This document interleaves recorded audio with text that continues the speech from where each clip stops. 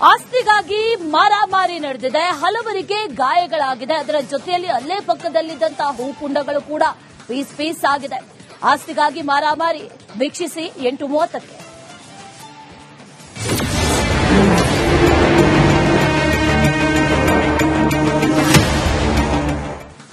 ಹಾವೇರಿಯ ಎಪಿಎಂಸಿಯಲ್ಲಿ ಒಂದು ರೀತಿಯಲ್ಲಿ ಹೇಳೋದಾದ್ರೆ ಈ ದಲ್ಲಾಳಿಗಳು ಆಡಿದ್ದೇ ಆಟ ಅನ್ನುವಂತ ರೀತಿಯಲ್ಲಿ ಆಗೋಗಿದೆ. ಯಾಕಂದ್ರೆ ಇಲ್ಲಿ ರೈತರಿಗೆ ಮೋಸ ಆಗ್ತಾ ಇದೆ ಅನ್ನುವಂತಹ ಸಂದರ್ಭದಲ್ಲಿ ಸಚಿವರು ಇದರ ಬಗ್ಗೆ ಗಮನ ಹರಿಸಬೇಡವಾ ಅನ್ನುವಂತಹ ಪ್ರಶ್ನೆ. ಇಲ್ಲಿ ತೂಕದಲ್ಲಿ ಮೋಸ ಆಗ್ತಾ ಇದೆ ಅನ್ನುವಂತ ಬಹಳ ಗಂಭೀರವಾದಂತಹ ಆರೋಪಗಳು ಈಗ ಕೇಳಿ ಬರ್ತಾ ಇರೋದು. ರೈತರಿಗೆ ಮಹಾವಂಚನೆಯನ್ನ ಮಾಡಲಾಗ್ತಾ ಇದೆ. ಅದರಲ್ಲೂ ಕೂಡ ಎಪಿಎಂಸಿ ಮಾರುಕಟ್ಟೆಯಲ್ಲೇ ಇದು ಮೋಸ ಆಗ್ತಾ ಇರೋದು. ರೈತರು ಇದರ ವಿರುದ್ಧ ಈಗ ಆಕ್ರೋಶವನ್ನ ವ್ಯಕ್ತಪಡಿಸ್ತಾ ಇದ್ದಾರೆ, ಸಿಡಿದೆದ್ದಿದ್ದಾರೆ. ನಮಗೆ ಮೋಸ ಆಗ್ತಾ ಇದೆ, ನ್ಯಾಯ ಕೊಡಿಸಬೇಕು ಅನ್ನುವಂತಹ ನಿಟ್ಟಿನಲ್ಲೂ ಕೂಡ ಈಗ ರೈತರು ಹೇಳ್ತಾ ಇರೋದು. ಹಾವೇರಿಯ ಎಪಿಎಂಸಿಯಲ್ಲಿ ದಲ್ಲಾಳಿಗಳ ದರ್ಬಾರ್. ಕೃಷಿ ಸಚಿವರೇ, ರೈತರಿಗೆ ಆಗುವಂತ ಅನ್ಯಾಯವನ್ನ ನೀವು ಗಮನಿಸಲೇಬೇಕು, ಇದಕ್ಕೆ ಪರಿಹಾರವನ್ನ ಕೂಡ ಕೊಡಬೇಕು. ನಿಮ್ಮದೇ ಉಸ್ತುವಾರಿಯ ಜಿಲ್ಲೆಯಲ್ಲಿ ರೈತರಿಗೆ ಮಹಾ ಮೋಸ ಆಗ್ತಾ ಇದೆ. ಕಷ್ಟಪಟ್ಟು ಬೆಳೀತಾರೆ ಬೆಳೆಯನ್ನ, ಆ ರೈತರಿಗೆ ತೂಕದಲ್ಲಿ ಮೋಸ ಆಗ್ತಾ ಇರೋದು. ರೈತ ಶರಣಗೌಡ ಬೆಳೆದಿದ್ದಂತ ಕಡಲೆಕಾಳು ಆ ತೂಕದಲ್ಲಿ ಮೋಸ ಮಾಡಿದ್ದಾರೆ. ಯಾವ ರೀತಿ ಅಂತಂದ್ರೆ ಈ ಕಾಳಿನ ಚೀಲ 58 ಕೆಜಿ ಇದ್ರೆ 55 ಕೆಜಿ ಅಂತ ತೋರಿಸಿ ಮೋಸ ಮಾಡ್ತಾರೆ. ಒಂದೊಂದು ಚೀಲದಲ್ಲಿ 3 ಕೆಜಿ ವಂಚನೆಯನ್ನ ಮಾಡ್ತಾರೆ ಅಂತಂದ್ರೆ ಇದೆಷ್ಟೋ ಮೂಟೆಗಳು, ರಾಶಿ ಮೂಟೆಗಳು ಬರುತ್ತೆ. ಅದರಲ್ಲಿ 3 ಕೆಜಿ 4 ಕೆಜಿ 5 ಕೆಜಿ ಈ ರೀತಿಯಾಗಿ ವಂಚನೆಯನ್ನ ಮಾಡ್ತಾನೆ ಇದ್ದಾರೆ. ಇದಕ್ಕೆಲ್ಲದಕ್ಕೂ ಕೂಡ ಒಂದು ಸೂಚನೆಯನ್ನ ಕೊಡುವಂತದ್ದಾಗಿರ್ಬೋದು, ಅಥವಾ ಈ ರೀತಿ ಮಾಡ್ತಾ ಇರೋರ ವಿರುದ್ಧ ಕ್ರಮ ಆಗುವಂತದ್ದಾಗಿರ್ಬೋದು, ಆಗ್ಲೇಬೇಕಲ್ವಾ? ಅದನ್ನೇ ಕೇಳ್ತಾ ಇರೋದು. ರೈತರಿಗೆ ಮೋಸ ಆದಂತಹ ಸಂದರ್ಭದಲ್ಲಿ ಧ್ವನಿ ಎತ್ತಲೇಬೇಕು. ಅದರ ಜೊತೆಯಲ್ಲಿ ಕೃಷಿ ಸಚಿವರೇ, ನಿಮ್ಮದೇ ಉಸ್ತುವಾರಿ ಇರುವಂತಹ ಜಿಲ್ಲೆ, ಅಲ್ಲೇ ಆಗ್ತಾ ಇರುವಂತಹ ಮಹಾ ಮೋಸ. ಹಾಗಾಗಿ ಈ ಅನ್ಯಾಯವನ್ನ ತಡೆಗಟ್ಟುವಂತಹ ನಿಟ್ಟಿನಲ್ಲಿ ಕಾರ್ಯಗಳಾಗಲೇಬೇಕು. ಅದರ ಜೊತೆಯಲ್ಲಿ ಈ ಮೋಸ ಏನಾಗ್ತಾ ಇದೆ ಅಥವಾ ಮೋಸ ಏನ್ ಮಾಡ್ತಾ ಇದ್ದಾರೆ ಒಬ್ಬರೇನ ಅಥವಾ ಇದರಲ್ಲಿ ಬೇರೆಯವರು ಕೂಡ ಶಾಮೀಲಾಗಿದ್ದಾರಾ, ಇದರೆಲ್ಲದರ ಬಗ್ಗೆಯೂ ಕೂಡ ತನಿಖೆಗಳು ಕೂಡ ಆಗಬೇಕಾಗಿದೆ.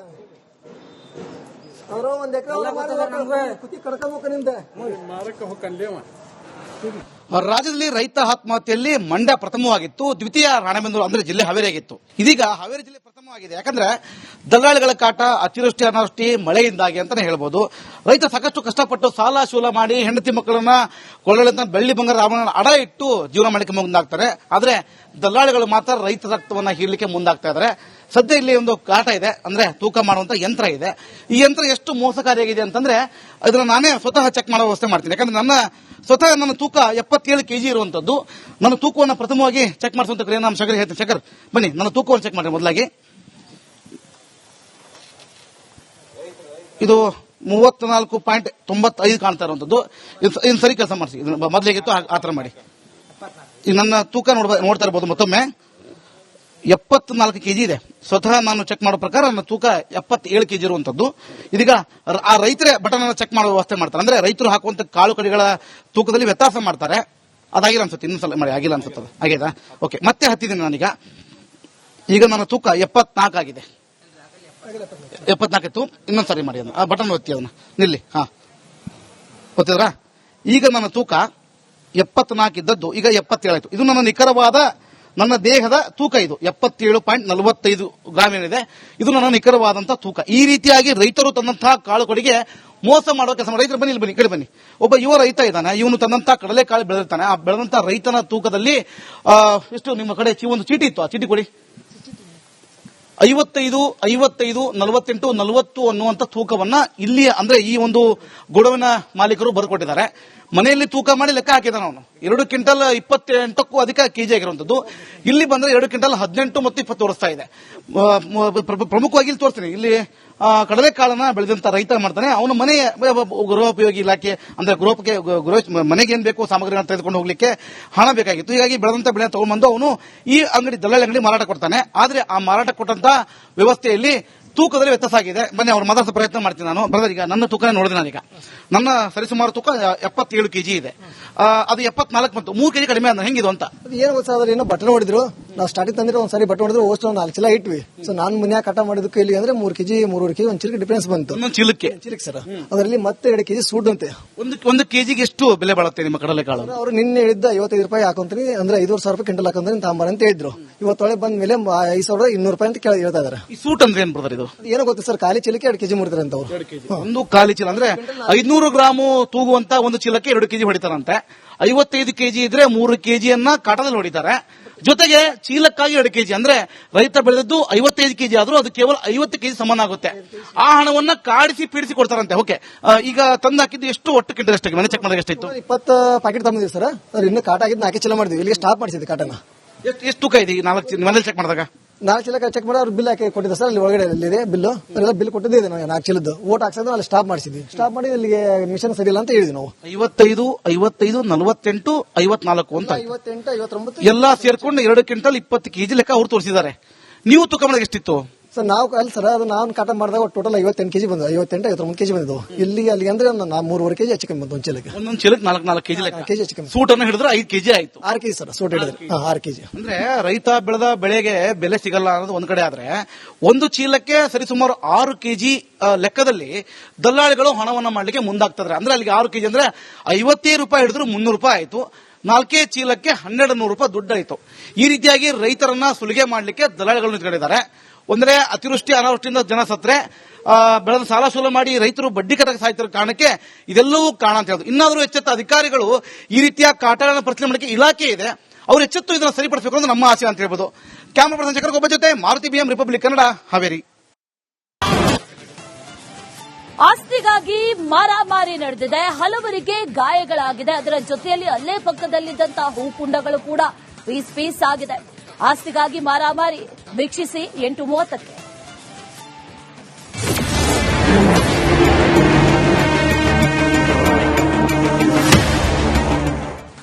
ಹಾವೇರಿಯ ಎಪಿಎಂಸಿಯಲ್ಲಿ ಒಂದ್ ರೀತಿಯಲ್ಲಿ ಹೇಳೋದಾದ್ರೆ ಈ ದಲ್ಲಾಳಿಗಳು ಆಡಿದ್ದೇ ಆಟ ಅನ್ನುವಂತ ರೀತಿಯಲ್ಲಿ ಆಗೋಗಿದೆ. ಯಾಕಂದ್ರೆ ಇಲ್ಲಿ ರೈತರಿಗೆ ಮೋಸ ಆಗ್ತಾ ಇದೆ.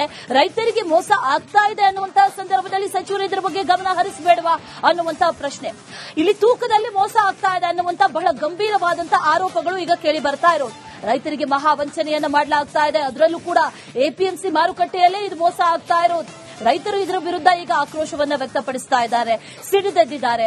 ನಮಗೆ ಮೋಸ ಆಗ್ತಾ ಇದೆ, ನ್ಯಾಯ ಕೊಡಿಸಬೇಕು ಅನ್ನುವಂತಹ ನಿಟ್ಟಿನಲ್ಲೂ ಕೂಡ ಈಗ ರೈತರು ಹೇಳ್ತಾ ಇರೋದು. ಹಾವೇರಿಯ ಎಪಿಎಂಸಿಯಲ್ಲಿ ದಲ್ಲಾಳಿಗಳ ದರ್ಬಾರ್.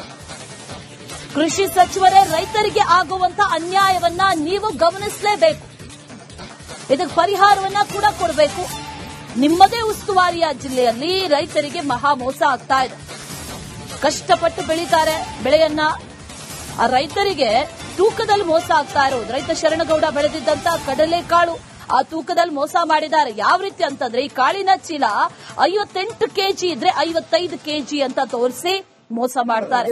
ಒಂದೊಂದು ಚೀಲದಲ್ಲಿ 3 ಕೆಜಿ ವಂಚನೆಯನ್ನ ಮಾಡ್ತಾರೆ ಅಂತಂದ್ರೆ ಇದೆಷ್ಟೋ ಮೂಟೆಗಳು, ರಾಶಿ ಮೂಟೆಗಳು ಬರುತ್ತೆ. ಅದರಲ್ಲಿ 3 ಕೆಜಿ 4 ಕೆಜಿ 5 ಕೆಜಿ ಈ ರೀತಿಯಾಗಿ ವಂಚನೆಯನ್ನ ಮಾಡ್ತಾನೆ ಇದ್ದಾರೆ. ಇದಕ್ಕೆಲ್ಲದಕ್ಕೂ ಕೂಡ ಒಂದು ಸೂಚನೆಯನ್ನ ಕೊಡುವಂತದ್ದಾಗಿರ್ಬೋದು, ಅಥವಾ ಈ ರೀತಿ ಮಾಡ್ತಾ ಇರೋರ ವಿರುದ್ಧ ಕ್ರಮ ಆಗುವಂತದ್ದಾಗಿರ್ಬೋದು, ಆಗ್ಲೇಬೇಕಲ್ವಾ? ಅದನ್ನೇ ಕೇಳ್ತಾ ಇರೋದು. ರೈತರಿಗೆ ಮೋಸ ಆದಂತಹ ಸಂದರ್ಭದಲ್ಲಿ ಧ್ವನಿ ಎತ್ತಲೇಬೇಕು. ಅದರ ಜೊತೆಯಲ್ಲಿ ಕೃಷಿ ಸಚಿವರೇ, ನಿಮ್ಮದೇ ಉಸ್ತುವಾರಿ ಇರುವಂತಹ ಜಿಲ್ಲೆ, ಅಲ್ಲೇ ಆಗ್ತಾ ಇರುವಂತಹ ಮಹಾ ಮೋಸ.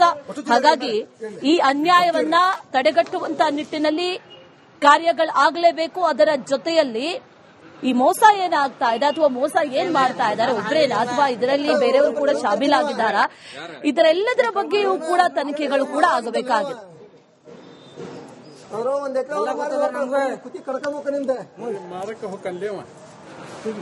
ರಾಜ್ಯದಲ್ಲಿ ರೈತ ಆತ್ಮಹತ್ಯೆಯಲ್ಲಿ ಮಂಡ್ಯ ಪ್ರಥಮವಾಗಿತ್ತು, ದ್ವಿತೀಯ ರಾಣೆಬೆನ್ನೂರು ಅಂದ್ರೆ ಜಿಲ್ಲೆ ಹಾವೇರಿ ಆಗಿತ್ತು. ಇದೀಗ ಹಾವೇರಿ ಜಿಲ್ಲೆ ಪ್ರಥಮವಾಗಿದೆ. ಯಾಕಂದ್ರೆ ದಲ್ಲಾಳಿಗಳ ಕಾಟ, ಅತಿವೃಷ್ಟಿ ಅನಾವೃಷ್ಟಿ ಮಳೆಯಿಂದಾಗಿ ಅಂತಾನೆ ಹೇಳ್ಬೋದು. ರೈತ ಸಾಕಷ್ಟು ಕಷ್ಟಪಟ್ಟು ಸಾಲ ಶೂಲ ಮಾಡಿ ಹೆಂಡತಿ ಮಕ್ಕಳನ್ನ ಕೊಳ್ಳಲಿಂದ ಬೆಳ್ಳಿ ಬಂಗಾರ ಆಭರಣ ಅಡ ಇಟ್ಟು ಜೀವನ ಮಾಡಲಿಕ್ಕೆ ಮುಂದಾಗ್ತಾರೆ. ಆದ್ರೆ ದಲ್ಲಾಳಿಗಳು ಮಾತ್ರ ರೈತ ರಕ್ತವನ್ನ ಹೀರ್ಲಿಕ್ಕೆ ಮುಂದಾಗ್ತಾ ಇದ್ದಾರೆ. ಸದ್ಯ ಇಲ್ಲಿ ಒಂದು ಕಾಟ ಇದೆ, ಅಂದ್ರೆ ತೂಕ ಮಾಡುವಂತ ಯಂತ್ರ ಇದೆ. ಈ ಯಂತ್ರ ಎಷ್ಟು ಮೋಸಕಾರಿಯಾಗಿದೆ ಅಂತಂದ್ರೆ ಅದನ್ನ ನಾನೇ ಸ್ವತಃ ಚೆಕ್ ಮಾಡೋ ವ್ಯವಸ್ಥೆ ಮಾಡ್ತೀನಿ. ಯಾಕಂದ್ರೆ ನನ್ನ ತೂಕ 77 ಕೆಜಿ ಇರುವಂತದ್ದು. ನನ್ನ ತೂಕವನ್ನು ಪ್ರಥಮವಾಗಿ ಚೆಕ್ ಮಾಡಿಸುವಂತ ಕ್ರಿಯೆ ನಾನು ಶೇಖರ್ ಹೇಳ್ತೀನಿ. ಶೇಖರ್ ಬನ್ನಿ, ನನ್ನ ತೂಕವನ್ನು ಚೆಕ್ ಮಾಡಿ ಮೊದಲಾಗಿ. ಇದು 34.95 ಕಾಣ್ತಾ ಇರುವಂತದ್ದು. ಇದನ್ನ ಸರಿ ಕೆಲಸ ಮಾಡಿಸಿ, ಮೊದಲಿಗಿತ್ತು ಆ ತರ ಮಾಡಿ. ಈಗ ನನ್ನ ತೂಕ ನೋಡ್ತಾ ಇರಬಹುದು ಮತ್ತೊಮ್ಮೆ 74 ಕೆಜಿ ಇದೆ. ಸ್ವತಃ ನಾನು ಚೆಕ್ ಮಾಡೋ ಪ್ರಕಾರ ನನ್ನ ತೂಕ 77 ಕೆಜಿ ಇರುವಂತದ್ದು. ಇದೀಗ ಆ ರೈತರೇ ಬಟನ್ ಅನ್ನು ಚೆಕ್ ಮಾಡೋ ವ್ಯವಸ್ಥೆ ಮಾಡ್ತಾರೆ. ಅಂದ್ರೆ ರೈತರು ಹಾಕುವಂತ ಕಾಳು ಕಡಿಗಳ ತೂಕದಲ್ಲಿ ವ್ಯತ್ಯಾಸ ಮಾಡ್ತಾರೆ. ಅದಾಗಿಲ್ಲ ಅನ್ಸುತ್ತೆ, ಇನ್ನೊಂದ್ಸಲ ಮಾಡಿ ಆಗಿಲ್ಲ ಅನ್ಸುತ್ತೆ. ಆಗಿದಾ? ಓಕೆ, ಮತ್ತೆ ಹತ್ತಿದ್ದೀನಿ ನಾನೀಗ. ಈಗ ನನ್ನ ತೂಕ 74 ಆಗಿದೆ. 74 ಇತ್ತು, ಇನ್ನೊಂದ್ಸರಿ ಮಾಡಿ ಅದನ್ನ, ಆ ಬಟನ್ ಒತ್ತಿ ಅದನ್ನ ನಿಲ್ಲಿ. ಹಾ, ಗೊತ್ತಿದ್ರಾ? ಈಗ ನನ್ನ ತೂಕ 74 ಇದ್ದದ್ದು ಈಗ 77 ಆಯ್ತು. ಇದು ನನ್ನ ನಿಖರವಾದ ನನ್ನ ದೇಹದ ತೂಕ. ಇದು 77.45 ಗ್ರಾಮ್ ಏನಿದೆ, ಇದು ನನ್ನ ನಿಖರವಾದಂತಹ ತೂಕ. ಈ ರೀತಿಯಾಗಿ ರೈತರು ತನ್ನಂತಹ ಕಾಳುಗಳಿಗೆ ಮೋಸ ಮಾಡೋ ಕೆಲಸ. ರೈತರು ಬನ್ನಿ, ಇಲ್ಲಿ ಬನ್ನಿ, ಕಡೆ ಬನ್ನಿ. ಒಬ್ಬ ಯುವ ರೈತ ಇದ್ದಾನೆ, ಇವನು ತನ್ನಂತಹ ಕಡಲೆಕಾಳು ಬೆಳೆದಿರ್ತಾನೆ. ಆ ಬೆಳೆದಂತಹ ರೈತನ ತೂಕದಲ್ಲಿ ಎಷ್ಟು ನಿಮ್ಮ ಕಡೆ ಒಂದು ಚೀಟಿ ಇತ್ತು, ಆ ಚೀಟಿ ಕೊಡಿ. 55, 48, 40 ಅನ್ನುವಂತ ತೂಕವನ್ನ ಇಲ್ಲಿ ಅಂದ್ರೆ ಈ ಒಂದು ಗೋಡವಿನ ಮಾಲೀಕರು ಬರ್ಕೊಟ್ಟಿದ್ದಾರೆ. ಮನೆಯಲ್ಲಿ ತೂಕ ಮಾಡಿ ಲೆಕ್ಕ ಹಾಕಿದಾನೆ ಅವನು. 2 ಕ್ವಿಂಟಲ್ 28ಕ್ಕೂ ಅಧಿಕ ಕೆಜಿ ಆಗಿರುವಂತದ್ದು. ಇಲ್ಲಿ ಬಂದ್ರೆ 2 ಕ್ವಿಂಟಲ್ 18 ಮತ್ತು 20 ತೋರಿಸ್ತಾ ಇದೆ. ಪ್ರಮುಖವಾಗಿ ಇಲ್ಲಿ ತೋರಿಸ್ತೀನಿ. ಇಲ್ಲಿ ಕಡಲೆಕಾಳನ್ನ ಬೆಳೆದಂತ ರೈತ ಮಾಡ್ತಾನೆ. ಅವನು ಮನೆ ಗೃಹೋಪಯೋಗಿ ಇಲಾಖೆ ಅಂದ್ರೆ ಮನೆಗೆ ಏನ್ ಬೇಕು ಸಾಮಗ್ರಿಗಳನ್ನು ತೆಗೆದುಕೊಂಡು ಹೋಗ್ಲಿಕ್ಕೆ ಹಣ ಬೇಕಾಗಿತ್ತು. ಹೀಗಾಗಿ ಬೆಳೆದಂತ ಬೆಳೆ ತಗೊಂಡ್ಬಂದು ಅವನು ಈ ಅಂಗಡಿ ದಲ್ಲಾಳಿ ಅಂಗಡಿ ಮಾರಾಟ ಕೊಡ್ತಾನೆ. ಆದ್ರೆ ಆ ಮಾರಾಟ ಕೊಟ್ಟಂತ ವ್ಯವಸ್ಥೆಯಲ್ಲಿ ತೂಕದಲ್ಲಿ ವ್ಯತ್ಯಾಸ ಆಗಿದೆ. ಬನ್ನಿ ಅವ್ರು ಮಾತಾಡ್ಸೋ ಪ್ರಯತ್ನ ಮಾಡ್ತೀನಿ ನಾನು. ಬ್ರದರ್, ಈಗ ನನ್ನ ತೂಕನೇ ನೋಡಿದೆ ನಾನೀಗ. ನನ್ನ ಸರಿಸುಮಾರು ತೂಕ 77 ಕೆಜಿ ಇದೆ. ಅದು 74 ಮತ್ತು 3 ಕೆಜಿ ಕಡಿಮೆ ಆದ ಹೆಂಗಿದು ಅಂತ ಏನು ಗೊತ್ತಾದ್ರೆ ಏನೋ ಬಟನ್ ಹೊಡಿದ್ರು. ನಾವು ಸ್ಟಾರ್ಟಿಂಗ್ ತಂದ್ರೆ ಒಂದ್ಸರಿ ಬಟನ್ ಹೊಡಿದ್ರು, ಅಷ್ಟು 4 ಚೀಲ ಇಟ್ವಿ. ಸೊ ನಾನು ಮನ್ಯಾಗ ಕಟ ಮಾಡಿದಕ್ಕೆ ಇಲ್ಲಿ ಅಂದ್ರೆ 3 ಕೆಜಿ 3.5 ಕೆಜಿ ಒಂದು ಚೀಲಕ್ಕೆ ಡಿಫರೆನ್ಸ್ ಬಂತು. ಚೀಲಕ್ಕೆ ಸರ್, ಅದರಲ್ಲಿ ಮತ್ತೆ 2 ಕೆಜಿ ಸೂಡ್ ಅಂತೆ. ಒಂದು ಕೆಜಿಗೆ ಎಷ್ಟು ಬೆಲೆ ಬಾಳುತ್ತೆ ನಿಮ್ಮ ಕಡಲೆಕಾಳು? ಅವರು ನಿನ್ನೆ ಹೇಳಿದ್ದ 55 ರೂಪಾಯಿ ಹಾಕೊಂತೀನಿ, ಅಂದ್ರೆ 5,500 ರೂಪಾಯಿ ಕ್ವಿಂಟಲ್ ಹಾಕೊಂತೀನಿ ತಾಂಬಾರ ಅಂತ ಹೇಳಿದ್ರು. ಇವತ್ತೊಳಗೆ ಬಂದ ಮೇಲೆ 5,200 ರೂಪಾಯಿ ಅಂತ ಹೇಳ್ತಾ ಇದಾರೆ. ಈ ಸೂಟ್ ಅಂದ್ರೆ ಏನ್ ಬ್ರದರ್ ಇದು? ಏನೋ ಗೊತ್ತಾ ಸರ್, ಖಾಲಿ ಚೀಲಕ್ಕೆ 2 ಕೆಜಿ ಮುಡ್ತಾರೆ ಅಂತ ಅವರು. ಒಂದು ಖಾಲಿ ಚೀಲ ಅಂದ್ರೆ 500 ಗ್ರಾಮು ತೂಗುವಂತ ಒಂದು ಚೀಲಕ್ಕೆ 2 ಕೆಜಿ ಹೊಡಿತಾರಂತೆ. 55 ಕೆಜಿ ಇದ್ರೆ 3 ಕೆಜಿಯನ್ನ ಕಾಟದಲ್ಲಿ ಹೊಡಿತಾರೆ. ಜೊತೆಗೆ ಚೀಲಕ್ಕಾಗಿ 2 ಕೆಜಿ ಅಂದ್ರೆ ರೈತ ಬೆಳೆದದ್ದು 55 ಕೆಜಿ ಆದ್ರೂ ಅದು ಕೇವಲ 50 ಕೆಜಿ ಸಮಾನ ಆಗುತ್ತೆ. ಆ ಹಣವನ್ನ ಕಾಡಿಸಿ ಪೀಡಿಸಿ ಕೊಡ್ತಾರಂತೆ. ಓಕೆ, ಈಗ ತಂದು ಹಾಕಿದ್ದು ಎಷ್ಟು ಒಟ್ಟು ಕ್ವಿಂಟಲ್ ಎಷ್ಟಾಗಿ ಮನೆ ಚೆಕ್ ಮಾಡಿದಾಗ ಎಷ್ಟಿತ್ತು? 20 ಪ್ಯಾಕೆಟ್ ತಂದಿದ್ದೀವಿ ಸರ್. ಅದ್ರ ಇನ್ನು ಕಾಟ ಆಗಿದ್ದು 4 ಚೀಲ ಮಾಡಿದ್ವಿ. ಇಲ್ಲಿಗೆ ಸ್ಟಾಪ್ ಮಾಡಿಸಿದ್ವಿ ಕಾಟನ. ಎಷ್ಟು ತೂಕ ಇದೆ 4 ಮನೇಲಿ ಚೆಕ್ ಮಾಡಿದಾಗ? 4 ಚೀಲ ಚೆಕ್ ಮಾಡಿ ಅವ್ರು ಬಿಲ್ ಹಾಕಿ ಕೊಟ್ಟಿದ್ದೆ ಸರ್. ಅಲ್ಲಿ ಒಳಗಡೆ ಇದೆ ಬಿಲ್. ಅದೆಲ್ಲ ಬಿಲ್ ಕೊಟ್ಟಿದ್ದೆ ನನಗೆ 4 ಚೀಲದ್ದು. ಓಟ್ ಹಾಕ್ಸೋದು ಅಲ್ಲಿ ಸ್ಟಾಪ್ ಮಾಡಿಸಿದ್ವಿ. ಸ್ಟಾಪ್ ಮಾಡಿ ಇಲ್ಲಿಗೆ ಮಿಷನ್ ಸರಿ ಇಲ್ಲ ಅಂತ ಹೇಳಿದ್ವಿ ನಾವು. 55, 48, 54 ಅಂತ 58, 59 ಎಲ್ಲಾ ಸೇರ್ಕೊಂಡು 2 ಕ್ವಿಂಟಲ್ 20 ಕೆಜಿ ಲೆಕ್ಕ ಅವ್ರು ತೋರಿಸಿದ್ದಾರೆ. ನೀವು ತೂಕ ಮಾಡಿದಾಗ ಎಷ್ಟಿತ್ತು ಸರ್? ನಾವು ಅಲ್ಲ ಸರ್, ಅದು ನಾವು ಕಾಟ ಮಾಡಿದಾಗ ಟೋಟಲ್ 58 ಕೆಜಿ ಬಂದು 58, 59 ಕೆಜಿ ಬಂದಿದ್ದು. ಇಲ್ಲಿ ಅಲ್ಲಿ ಅಂದ್ರೆ 3.5 ಕೆಜಿ ಹೆಚ್ಚು ಕಮ್ಮಿ ಬಂತು ಒಂದು ಚೀಲಕ್ಕೆ. ಒಂದೊಂದು ಚೀಲಕ್ಕೆ 4 ಕೆಜಿ ಲೆಕ್ಕ. ಕೆಜಿ ಹೆಚ್ಚು ಕಮ್ಮಿ. ಸೂಟ್ ಅನ್ನು ಹಿಡಿದ್ರೆ 5 ಕೆಜಿ ಆಯ್ತು. 6 ಕೆಜಿ ಸರ್, ಸೂಟ್ ಹಿಡಿದ್ರೆ 6 ಕೆಜಿ. ಅಂದ್ರೆ ರೈತ ಬೆಳೆದ ಬೆಳೆಗೆ ಬೆಲೆ ಸಿಗಲ್ಲ ಅನ್ನೋದು ಒಂದ್ ಕಡೆ ಆದ್ರೆ, ಒಂದು ಚೀಲಕ್ಕೆ ಸರಿಸುಮಾರು 6 ಕೆಜಿ ಲೆಕ್ಕದಲ್ಲಿ ದಲ್ಲಾಳಿಗಳು ಹಣವನ್ನ ಮಾಡ್ಲಿಕ್ಕೆ ಮುಂದಾಗ್ತದ್ರೆ. ಅಂದ್ರೆ ಅಲ್ಲಿಗೆ 6 ಕೆಜಿ ಅಂದ್ರೆ 55 ರೂಪಾಯಿ ಹಿಡಿದ್ರು 300 ರೂಪಾಯಿ ಆಯ್ತು. 4 ಚೀಲಕ್ಕೆ 1200 ರೂಪಾಯಿ ದುಡ್ಡಾಯ್ತು. ಈ ರೀತಿಯಾಗಿ ರೈತರನ್ನ ಸುಲಿಗೆ ಮಾಡ್ಲಿಕ್ಕೆ ದಲ್ಲಾಳಿಗಳು ನಿಂತ್ಕೊಂಡಿದ್ದಾರೆ. ಒಂದ್ರೆ ಅತಿವೃಷ್ಟಿ ಅನಾವೃಷ್ಟಿಯಿಂದ ಜನ ಸತ್ರೆ, ಬೆಳೆದ ಸಾಲ ಸೂಲ ಮಾಡಿ ರೈತರು ಬಡ್ಡಿ ಕಟ್ಟಕ್ಕೆ ಸಾಯ್ತಿರೋ ಕಾರಣಕ್ಕೆ ಇದೆಲ್ಲವೂ ಕಾರಣ ಅಂತ ಹೇಳೋದು. ಇನ್ನಾದರೂ ಎಚ್ಚೆತ್ತ ಅಧಿಕಾರಿಗಳು ಈ ರೀತಿಯ ಕಾಟಗಳನ್ನು ಪರಿಶೀಲನೆ ಮಾಡಲಿಕ್ಕೆ ಇಲಾಖೆ ಇದೆ, ಅವರು ಎಚ್ಚೆತ್ತು ಇದನ್ನು ಸರಿಪಡಿಸಬೇಕು ಅನ್ನೋದು ನಮ್ಮ ಆಸೆ ಅಂತ ಹೇಳ್ಬೋದು. ಕ್ಯಾಮರಾ ಪರ್ಸನ್ ಚಕ್ರಗೊಬ್ಬ ಜೊತೆ ಮಾರುತಿ BM ರಿಪಬ್ಲಿಕ್ ಕನ್ನಡ, ಹಾವೇರಿ.